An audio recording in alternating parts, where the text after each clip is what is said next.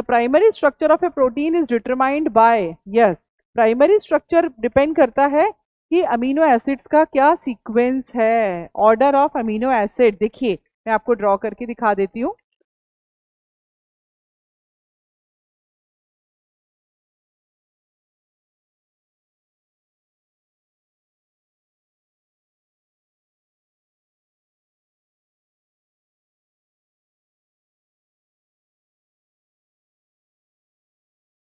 ठीक है, यहाँ पर ये है फर्स्ट नंबर का प्रोटी पॉलीपेप्टाइड और ये है दूसरे नंबर का पॉलीपेप्टाइड। अब इसमें क्या है कि अमीनो एसिड की सीक्वेंस यहाँ तो सेम नजर आ रही है, लेकिन यहाँ पे अमीनो एसिड की सीक्वेंस चेंज हो गई है। तो अमीनो एसिड की सीक्वेंस चेंज होने से इन प्रोटीन्स का नेचर भी चेंज हो जाएगा and they start performing different different functions. Always remember this.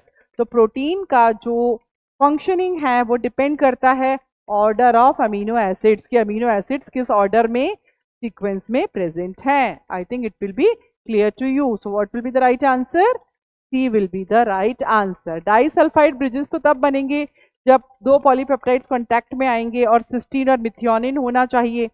Alpha helix structure जो है वो सेकेंडरी स्ट्रक्चर होता है। 3D स्ट्रक्चर के बारे में अगर हम बात करते हैं तो वो स्टेबिलिटी के लिए नहीं, स्ट्रक्चर प्राइमरी स्ट्रक्चर के लिए अगर हम बात करेंगे तो 3D स्ट्रक्चर की हम बात नहीं करेंगे। 3D स्ट्रक्चर हमें देखने को मिलता है कहाँ पर? टर्शरी में, क्वाटरनरी में। यहाँ तो प्राइमरी स्ट्रक्चर की बात कर रहे हैं, तो प्राइमरी स्ट्रक्चर तो सिंपल अमीनो एसिड्स की सीक्वेंसिंग से ही तैयार होता है।